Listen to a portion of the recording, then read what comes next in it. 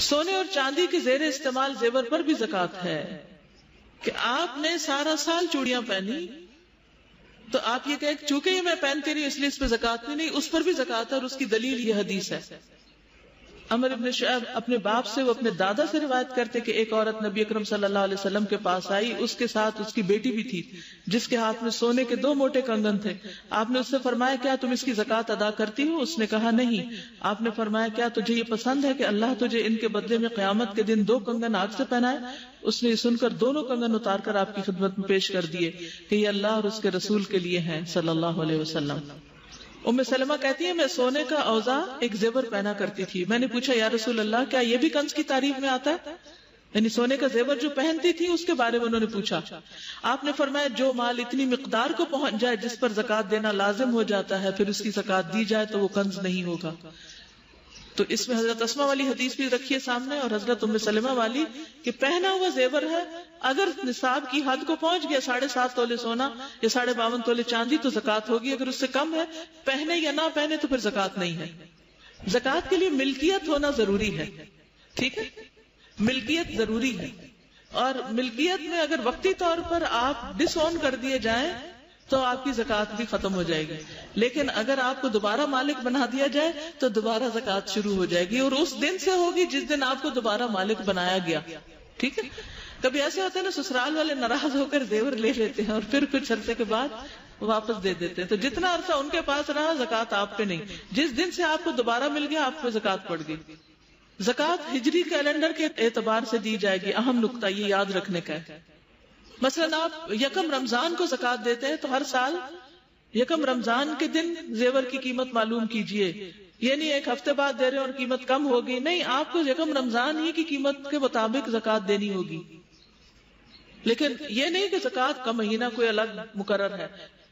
جس دن سے آپ کسی مال کے مالک بنے ہیں وہ نصاب کی حد کو پہنچا ہوا ہے، 1 سال اس میں گزر گیا ہے، تو اس تاریخ کو آپ کو زکات دینی ہوگی جب 1 سال پورا ہو جائے، خواہ یہ مال شادی کے لیے جمع کیا گیا ہو یا گھر کی تعمیر کے لیے رکھا گیا ہو یا کسی اور غرض سے۔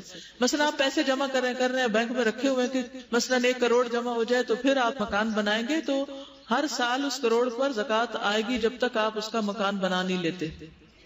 زکات سونا یا سونے کی قیمت دونوں صورتوں میں ادا کرنا جائز ہے، چاہے گولڈ میں سے گولڈ نکال دیں یا اس کی قیمت دے دیں۔ سونے کی قیمت کا اندازہ موجودہ بھاؤ کے مطابق لگا کر زکات دینی چاہیے، نہیں مثلا 1 سال پہلے آپ نے 40,000 تولہ کے حساب سے زیور خریدا، جب سال گزرا تو وہ 60,000 کا ہو گیا، اب زکات کس حساب سے دینی ہوگی؟ 60,000 کے حساب سے۔ کاغذ کی کرنسی چونکہ ہر وقت سونے یا چاندی سے تبدیل کی جا سکتی ہے، لہذا رائج الوقت کرنسی کا نصاب 87 گرام سونا یا 612 گرام چاندی دونوں میں سے جس کی قیمت کم ہوگی اس کے برابر ہوگا، جس پر سال گزرنے کے بعد 2.5% کے حساب سے زکات ادا کرنی چاہیے۔ مثلا بینک میں آپ کے پیسے پڑے ہوئے ہیں جس کی ویلیو 7.5 تولے سونے یا 52.5 تولے چاندی کے برابر ہے، اب آپ اس کو کس کے اگینسٹ لیں گے؟ چاندی آج کل سستی ہے تو چاندی کے اگینسٹ جس کی قیمت کم ہوگی۔ نصاب سے کم سونا اور نصاب سے کم چاندی کو ملا کر زکات ادا کرنا، یعنی 2 چیزوں کو ملا کر زکات ادا کرنا سنت سے ثابت نہیں۔ یعنی مثلا آپ کے پاس 7.5 تولے کی بجائے صرف 7 تولے زیور ہے، کیا زکات ہے؟ نہیں۔ اچھا، اب آدھا تولہ کم ہے، زکات نہیں، لیکن آپ کے پاس کچھ چاندی کی انگوٹھیاں ہیں جن کی قیمت آدھے تولے کے برابر بنتی ہے، تو کیا آپ اس 7 کو 7.5 بنانے کے لیے چاندی ڈال کے زکات دیں گے؟ شاباش، صحیح سمجھا، نہیں، کیونکہ الگ الگ نصاب ہے ہر ایک کا۔ دیکھیے 3 سچویشنز ہیں، آپ کے پاس سونا ہے اور روپیہ ہے، چاندی کوئی نہیں، جو اکثر عام طور پہ نہیں ہوتی۔ آپ کے پاس سونا نہیں ہے، صرف چاندی ہے اور روپیہ پیسہ۔ آپ کے پاس سونا اور چاندی ہے، روپیہ پیسہ نہیں ہے، تو اس ساری صورتیں مختلف ہو جائیں گی۔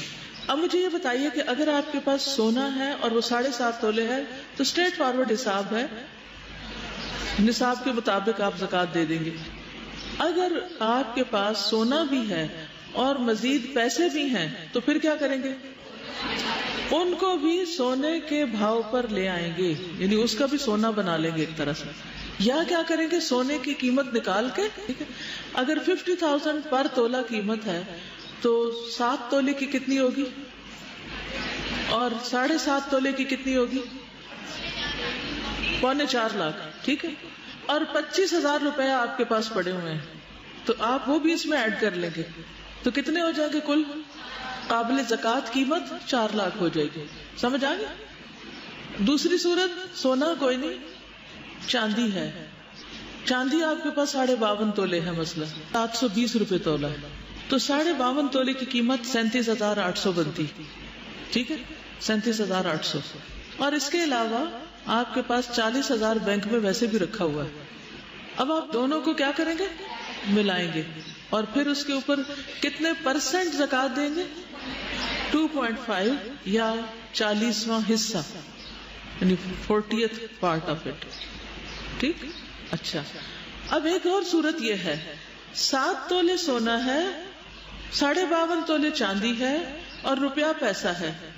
اب کیا کریں گے، 7.5 تولے کو چاندی کے ساتھ جمع نہیں کریں گے، شاباش، اور چاندی کی قیمت لگا کے اور باقی کرنسی اس کے اندر ایڈ کر لیں گے اور 2.5 کے حساب سے زکوٰۃ نکال لیں گے.